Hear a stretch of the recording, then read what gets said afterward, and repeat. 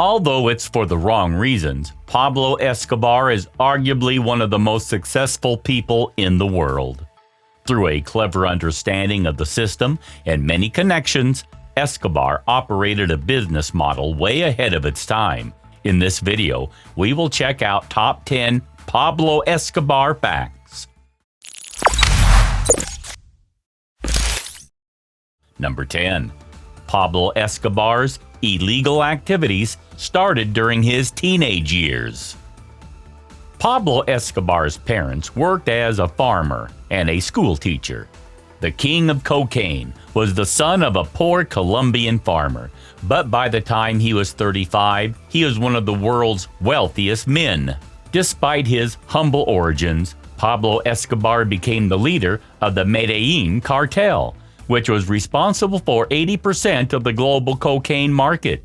According to reports, he started with petty crimes such as selling fake diplomas when he was a teenager. Then, he added the falsification of report cards. Soon, he started selling smuggled stereo equipment and stolen tombstones. A car theft incident marked Pablo Escobar's first arrest in 1974.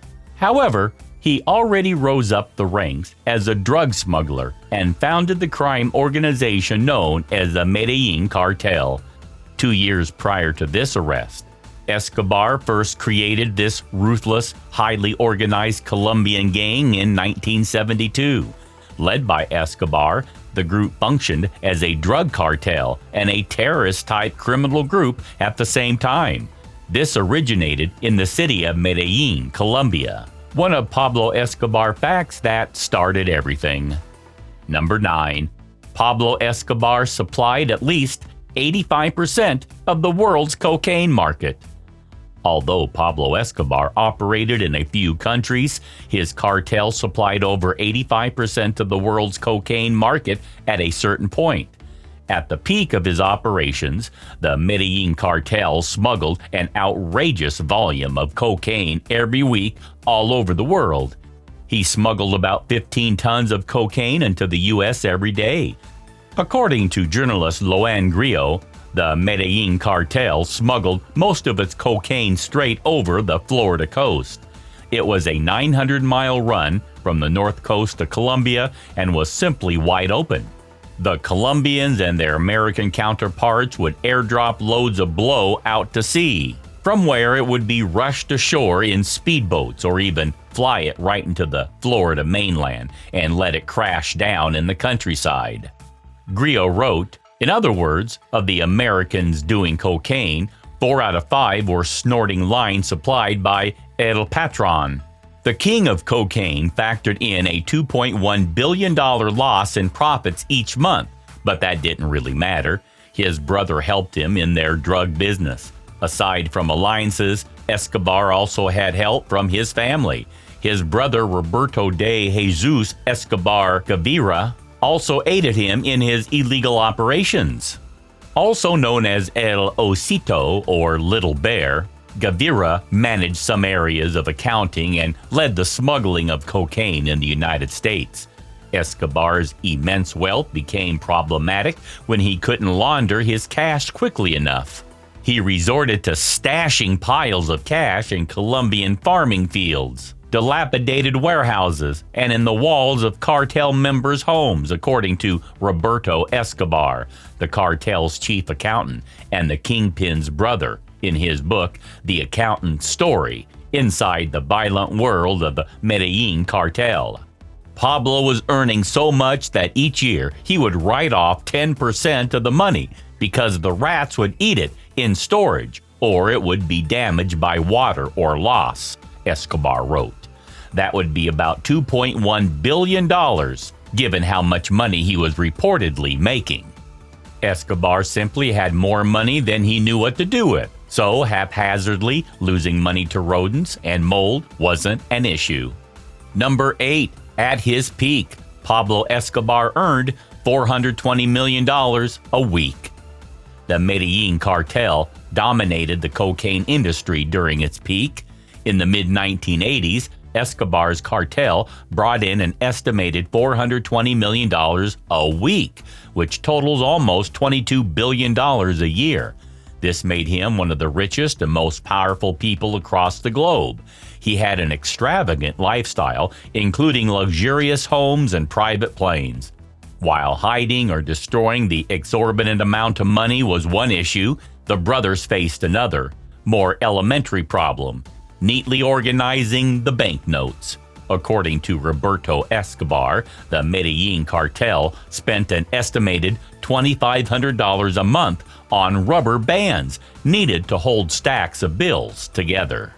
Number 7. He burned real money to keep his family warm. Escobar reportedly burned around $2 million to keep his family warm on cold nights during their run in the early 90s.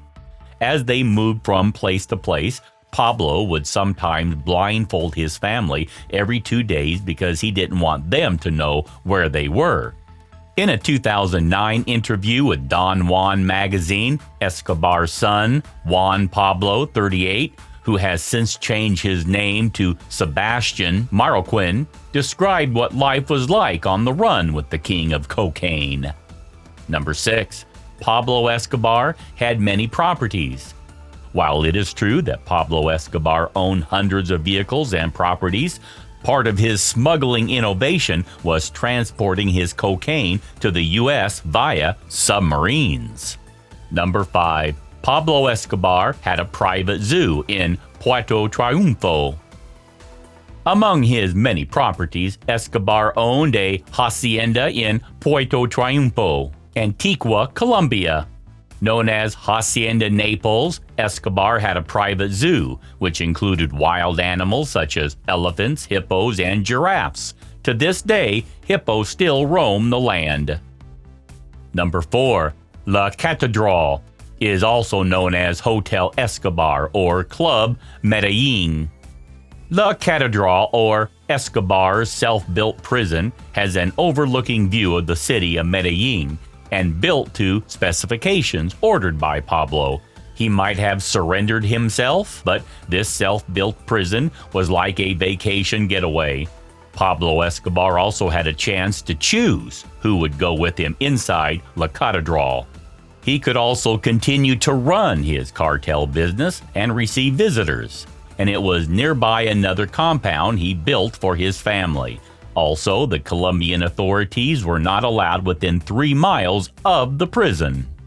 Number 3. He is the richest drug dealer of all time. Escobar made the Forbes list of international billionaires for 7 years straight, from 1987 until 1993. In 1989, he was listed as the 7th richest man in the world, with a net worth reaching a present-day equivalent of $56 billion. Pablo Escobar remains the richest drug dealer of all time. He holds this distinction over other notorious drug kingpins. The death of Escobar was just the beginning of the war against drugs. To many, the death of Escobar served as a huge victory for the war against drugs. However, after his death, other drug operators, such as the Cali cartel, just took Pablo Escobar's throne until the mid-1990s. Although the Cali cartel no longer exists today, the massive illegal drug business today is as strong as ever through a new breed of drug lords. Number 2. Escobar's relatives believe he committed suicide. It has never been recorded who made the final gunshot to Pablo Escobar's ear. Moreover, Pablo's relatives even assume that he committed suicide, since Escobar always said he would shoot himself through the ear if he had no chance to escape. Definitely one of the more mysterious Pablo Escobar facts we may never know the answer to. Number 1. Pablo Escobar built a Robin Hood reputation. He was nicknamed Robin Hood after handing out cash to the poor, building housing for the homeless, constructing 70 community soccer fields, and building a zoo. When Pablo Escobar started to build houses for poor communities, he started to have a Robin Hood image. When Pablo Escobar died, more than 25,000 people attended his funeral. Do share with us in the comments. What are your thoughts about him? Please subscribe to The Luxury World. Thanks for watching.